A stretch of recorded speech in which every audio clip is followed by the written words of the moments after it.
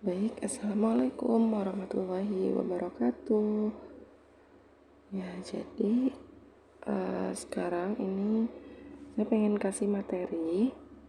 Materinya itu melanjutkan yang bab 2.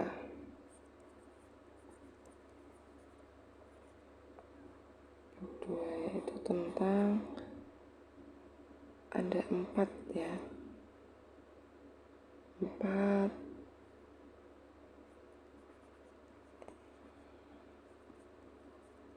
dengan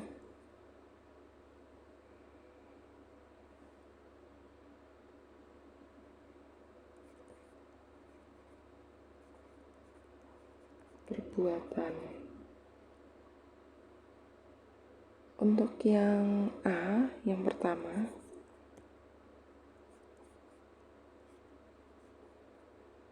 ini ada namanya memenuhi janji.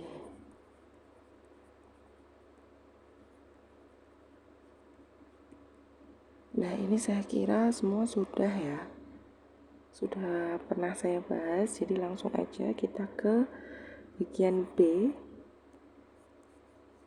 yaitu mensyukuri nikmat.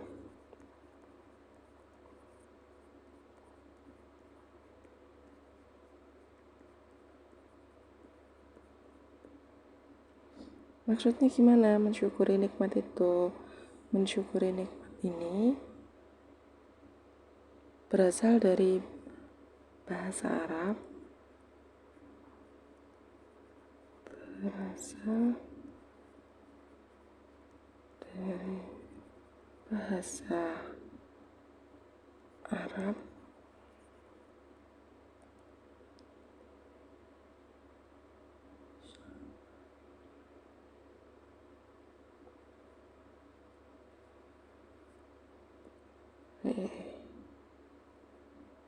syakara,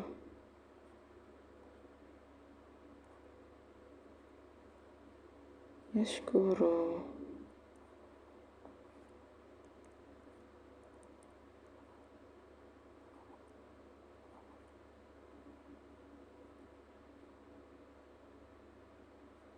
syukron. Bentar, kayaknya terlalu mepet.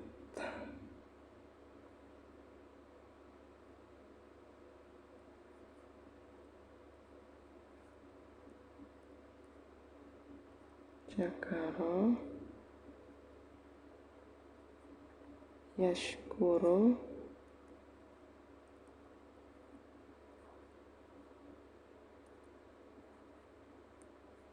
syukron.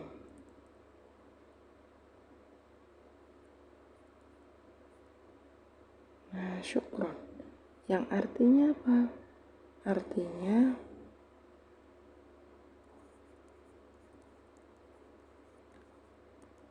berterima kasih.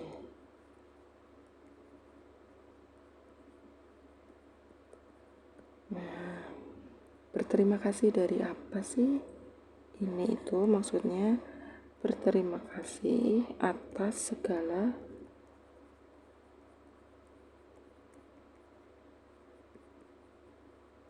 nikmat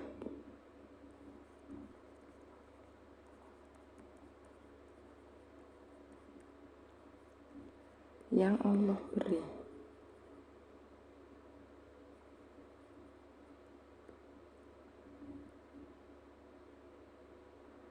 Nikmat itu semuanya ada yang enak, ada yang enggak ya. Jadi ada nikmat sehat, nikmat sakit,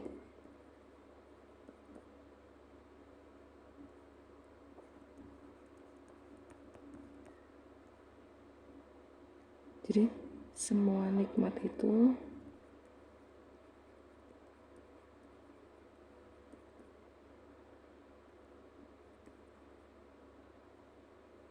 sudah sesuai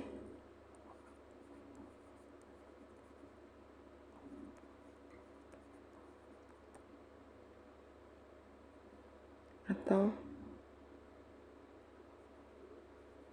baik untuk kita.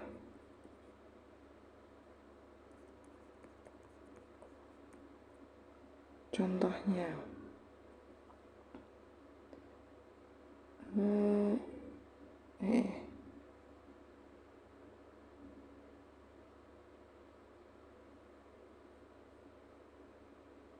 maksudnya gimana kok nikmat ini baik untuk kita? Maksudnya, nih, bisa jadi ketika kita diberi contoh, diberi nikmat sakit, artinya apa? Di sini bisa sebagai penggugur dosa.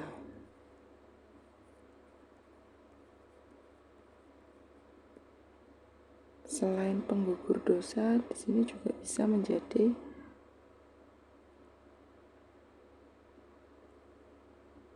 pengingat kita kepada Allah.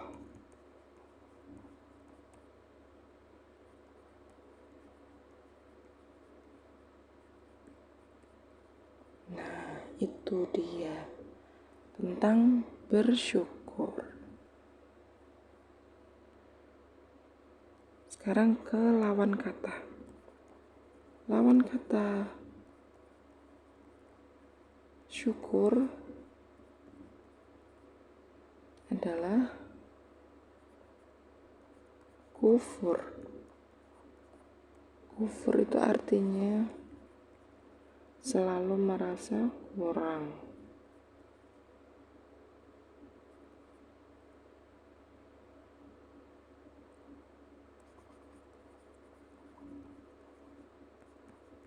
Makanya nanti ada yang namanya kufur nikmat gitu ya.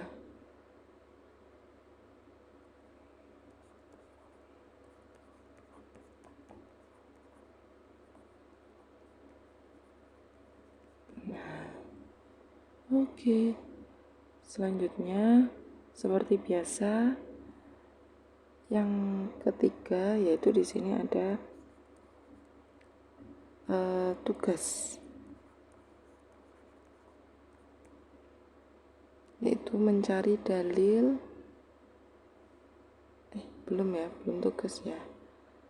Ini ada macam-macam dulu, lupa saya. Macam-macam syukur.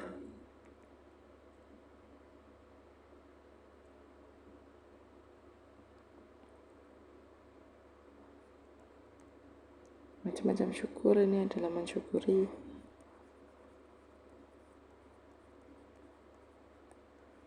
dari hati,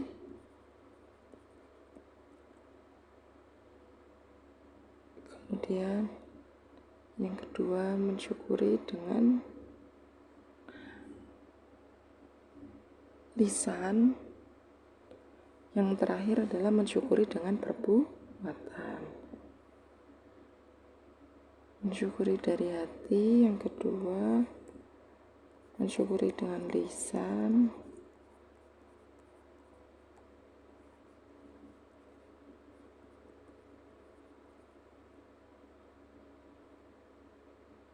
yang ketiga mensyukuri dengan perbuatan.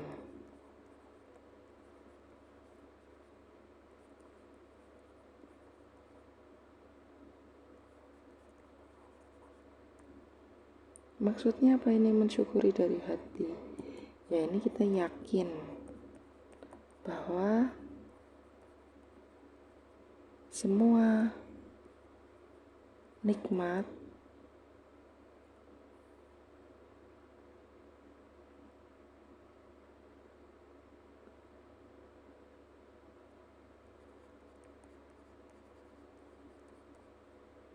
itu baik dan harus selalu bersyukur. Kalau dari lisan caranya gimana? Mengucap alhamdulillah.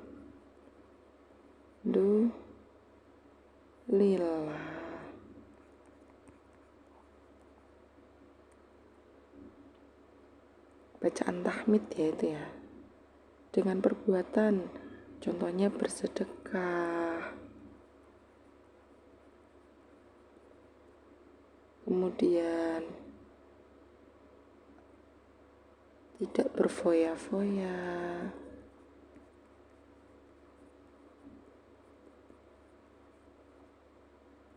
tidak foya-foya. Nah, yang terakhir di sini ada tugas, yaitu carilah dalil.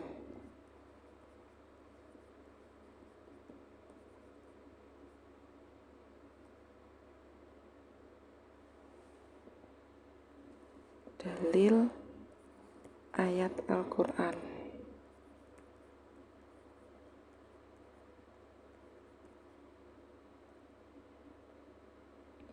Ini 3 ya.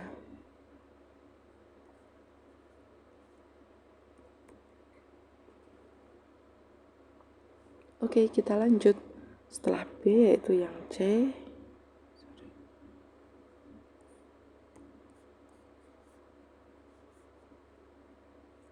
Yang C ini adalah menjaga lisan. Apa maksudnya menjaga lisan? Ini memiliki makna, yaitu berkata yang baik,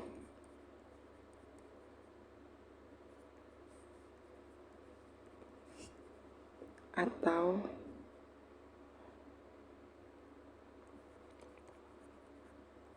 diam. Nah, berkata yang baik atau diam, maknanya apa? Dengan kita menjaga lisan, apa yang kita ucapkan itu mengucapkan hal-hal yang baik. Seperti yang sering saya contohkan ya, misalnya si A kesandung, berarti ngucapinnya apa? Ya astagfirullah. Tidak boleh mengucapkan kata-kata yang tidak pantas, gitu ya. Karena nanti apa? Ketika di akhirat nanti itu semua mulut, tangan, kaki, mata itu bersaksi kepada Allah. Mulutnya akan bersaksi, ya Allah, mulut ini digunakan untuk sering-sering berzikir kepadamu, sering-sering beristighfar kepadamu, gitu. Tapi kalau ternyata mulutnya digunakan untuk hal yang tidak baik, mengucapkan yang tidak baik, ya mulutnya akan bersaksi hal-hal yang tidak baik, gitu kan. Nah, menjaga lisan di sini ada akibatnya ketika seseorang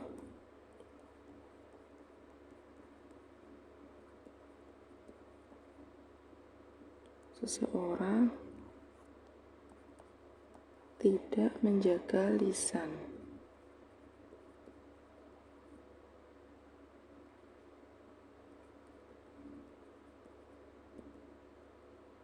Ada 3,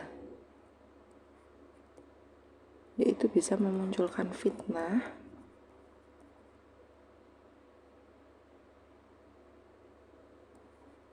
yang kedua ghibah, yang ketiga adalah buhtan. Ya, yang paling sering dengar kayaknya 2 teratas ini ya, fitnah dan ghibah. Buhtan itu apa? Nah, nanti kita jelaskan ya. Yang namanya fitnah itu adalah menyebarkan berita bohong.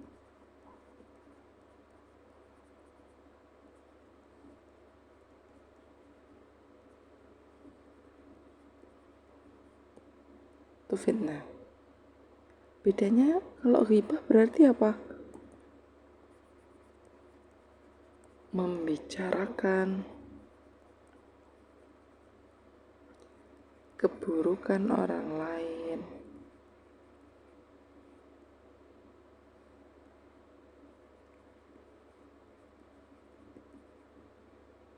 Meskipun itu benar.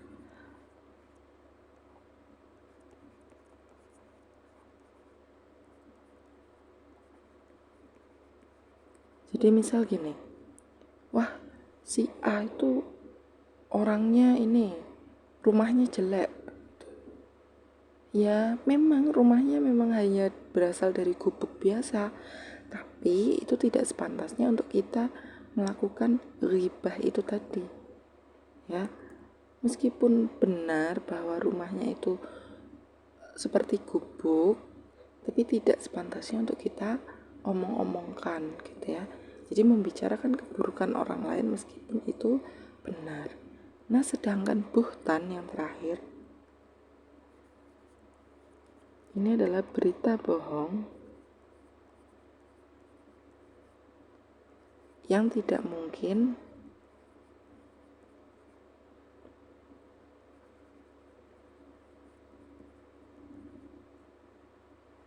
dilakukan oleh pelaku.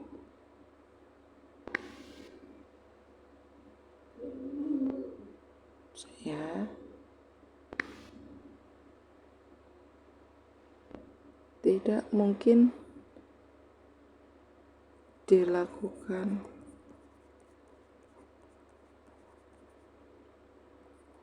pelaku. Contohnya apa? Contohnya adalah ulama yang difitnah gitu. Bahkan Rasulullah pun pernah gitu difitnah, kemudian dicaci maki, padahal Rasulullah adalah orang yang mulia gitu, orang yang suci, bahkan itu pun masih difitnah, diberi berita bohong oleh ya kaum Yahudi gitu ya. Ini terkait menjaga lisan. Dan yang terakhir ini tugas yang sama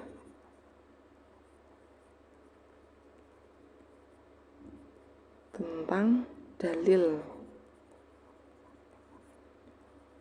3 dalil ayat Al-Quran.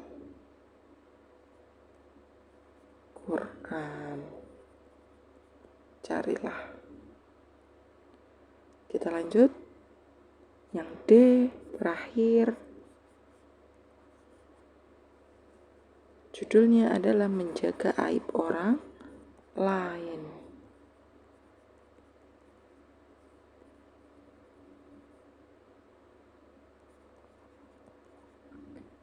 Pasti kita semua pernah ya diberi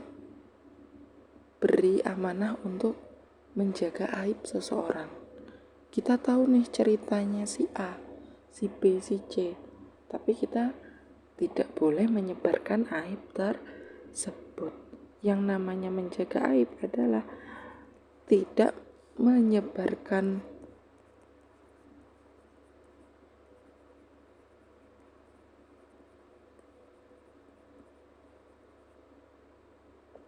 aib seseorang.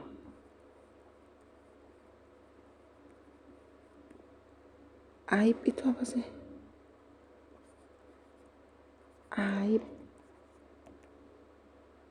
itu adalah kecacatan, kekurangan,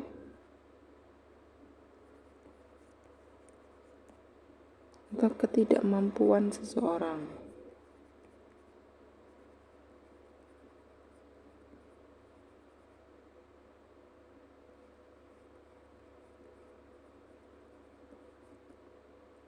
Nah, jadi aib itu seperti itu. Aib itu ada kekurangannya, ada ketidakmampuannya, ada kekurangannya. Nah, di sini ada macam-macam.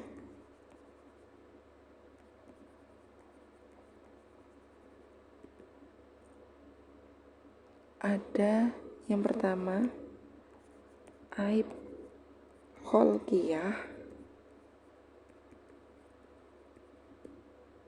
Apa itu nanti kita jelaskan. Yang kedua, ada aib maksiat.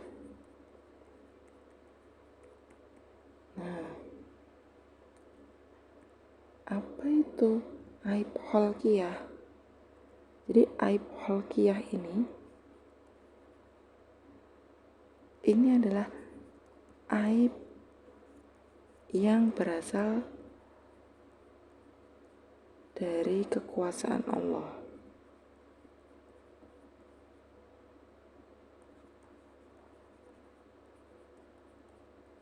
Maksudnya gimana? Contoh,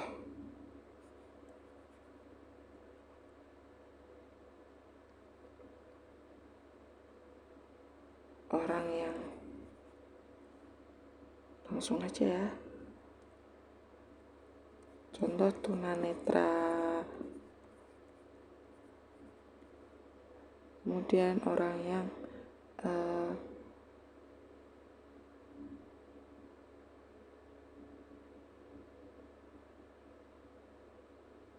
cacat, misal kayak gini, cacat dari lahir, apapun itu ya. Jadi ada contoh seorang hafiz kecil, hafiz cilik gitu ya. Hafiz cilik ini beliau mengidap cerebral palsy atau kecacatan otak, sehingga tubuhnya tidak bisa sempurna. Nah, tapi apa? Karena ini aib yang berasal dari kekuasaan Allah, maka masih ada kelebihan-kelebihan lain, yaitu meskipun punya kecacatan otak, tapi bisa hafal 30 juz. Nah, kan luar biasa ya. Gitu. Nah, ini berbeda dengan aib maksiat. Kalau aib maksiat ini adalah aib yang diciptakan sendiri. Manusia itu sendiri. Contohnya apa sih? Contohnya gampang banget. Berzina.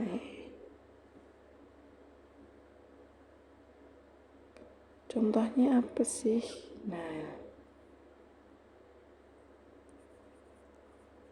berzina, pacaran, minum miras. Kalau udah kena getahnya atau kena akibatnya, yang rugi siapa kira-kira? Ya diri kita sendiri kan. Berzina, cowoknya sudah tidak suci, ceweknya juga tidak suci. Kemudian minum minuman keras, kalau mabuk bisa menimbulkan kecelakaan, bisa menimbulkan mudarat ya. Ini adalah contoh aib-aib maksiat gitu. Nah, yang terakhir ini juga sama. Di sini ada tugas mencari 3 dalil. Oke? Mungkin itu dulu. Terima kasih atas perhatiannya. Kurang lebihnya mohon maaf. Wassalamualaikum warahmatullahi wabarakatuh.